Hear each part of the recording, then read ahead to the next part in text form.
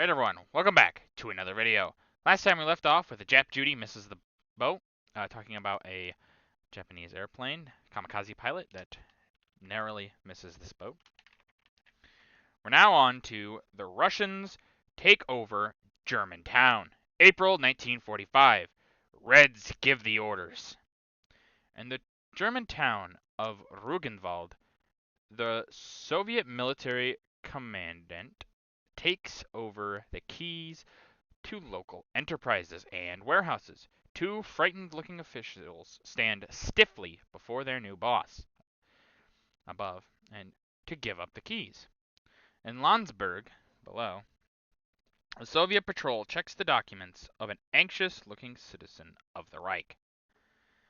Yeah, so you're starting to see the Soviets take over a lot of Eastern Germany, and this kind of shows the basis of East and West Germany. Right here, and you'll see the same thing in the West.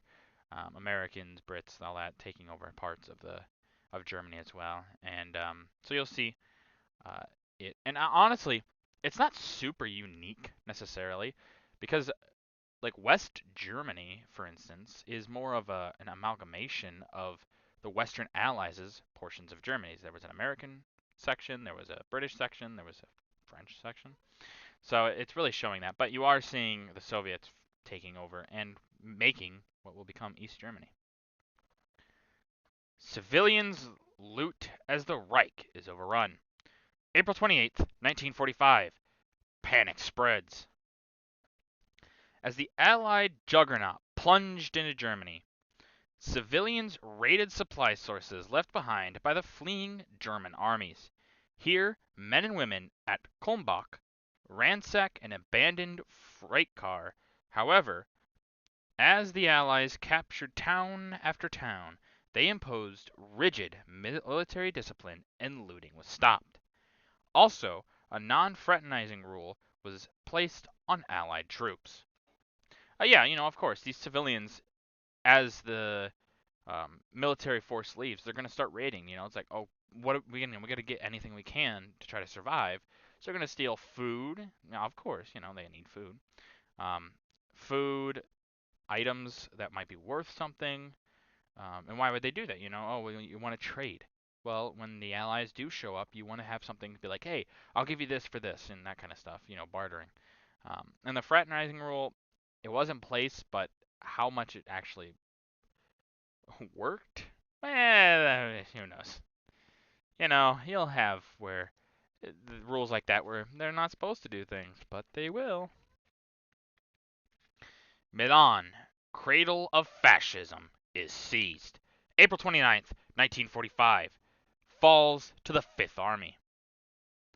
Only 20 days after the start of the spring offensive in Italy, Lieutenant General Lucien K. Truscott's forces rolled into Milan, capital of Lombardy and birthplace of Italian fascism. Here, the 1st Armored Division approaches the city's famous cathedral. At the same time, the 8th Army captured ancient Venice and rolled on virtually unchecked as the Nazis crumbled everywhere. Yeah, first off, look at this cathedral, by the way. Just gorgeous. But yeah, this is obviously a big deal. Italian fascism is original fascism, with Mussolini.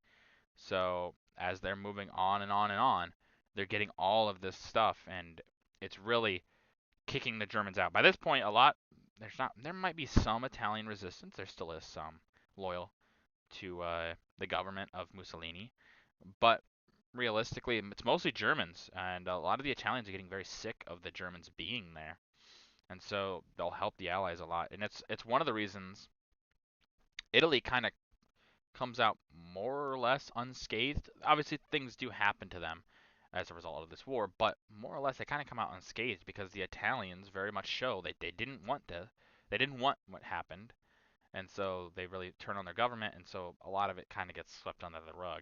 Now Germany, not so much. Yanks capture Nazi birthplace.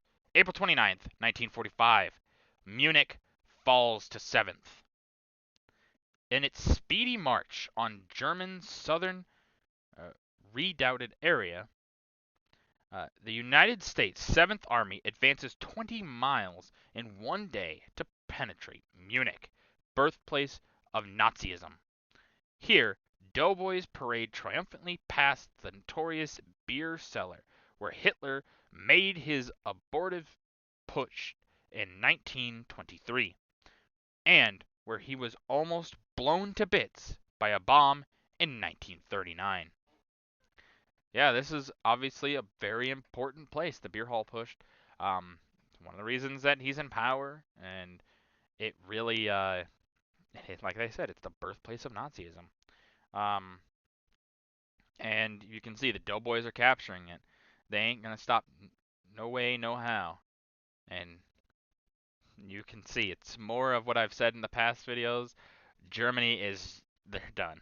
Very, very much done so. Mussolini and Mistress are hung by their heels. April 29th, 1945. Death of a dictator. On April 28th, a group of Italian partisans summarily tried and executed Benito Mussolini and his mistress, Clara Petacci? Don't know how to pronounce that, so I apologize. Along with 12 others at Lake Como. The dead bodies were piled on the floor of a moving van and driven to a public square in Milan, where a mad mob is shown trying to get the former dictator and his mistress, who lies beside him.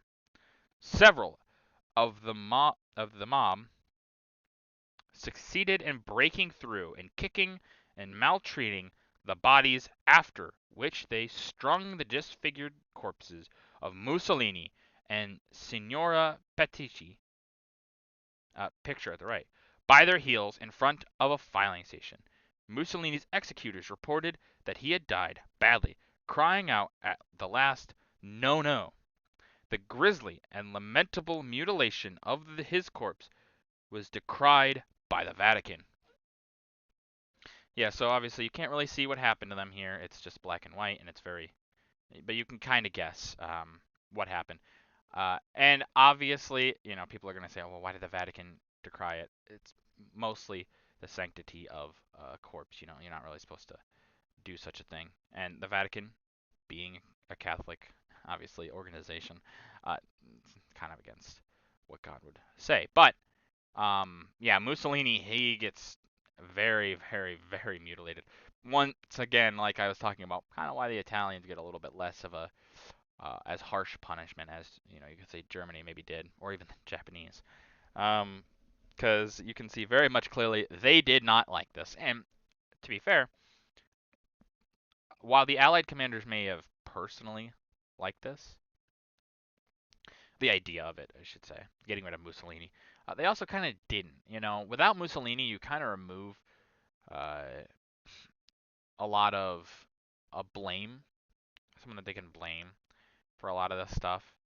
Um, but also, it's more like they would have liked to try Mussolini themselves.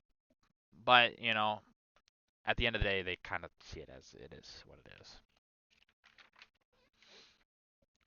The war ends in Italy.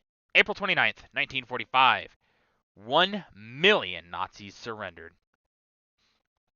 Lieutenant General W.D. Morgan, Chief of Staff to Field Marshal Sir Harold L. G. Alexander, lays down unconditional surrender terms to representatives of Colonel General Heinrich von Wittgoff-Scheel.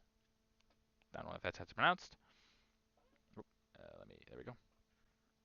And SS General Karl Wolff. The German representatives are in civilian clothes at extreme left. So these guys right here. In the picture above. And General Morgan stands with his hands behind his back to the right here. The Germans agreed to lay down their arms on May 2nd, thus ending the war in Italy just 20 months after Italian soil was invaded by the Allies. The surrender came 14 days after the Fifth Army had started its spring offensive, and 21 days after the Eighth Army had begun its drive, both armies sweeping over every important city in northern Italy and closing the Alpine passes. The lower picture, right here, oh, I don't know why it doesn't want to, there we go, it doesn't want to focus on him. But the lower picture shows General Morgan affixing his signature to the surrender instrument. Yeah, the Germans, they know it's over.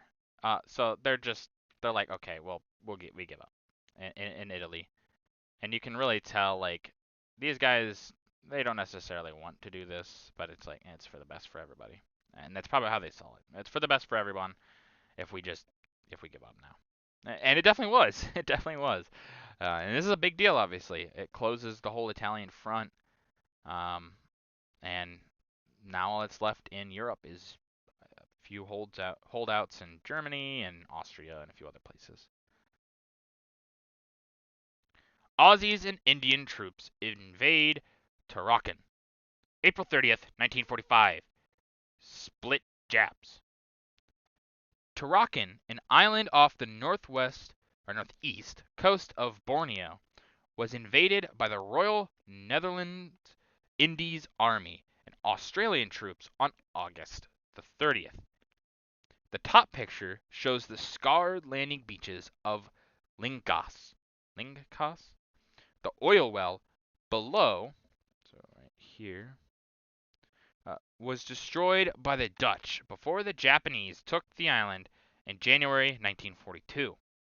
Recapture of the strategic territory meant an important air base for the Allies and also effectively severed the enemy's forces in the south, isolating the Japs in the Netherlands East Indies.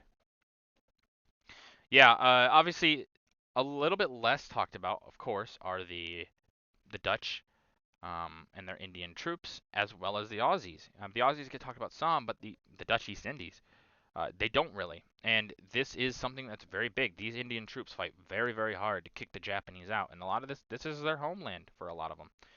This is their home regions, you could say more so. And so they're gonna fight tooth and nail. The Japanese, they're gonna be more willing to give it up on this example. Um, and good on them. They fought hard and they deserve every praise that they could get. But that's going to do it for this video. If you guys liked the video, leave a like. If you have any ways I can improve these videos, leave a comment. That always really helps out. And as always, subscribe. It really does help the channel. Thank you.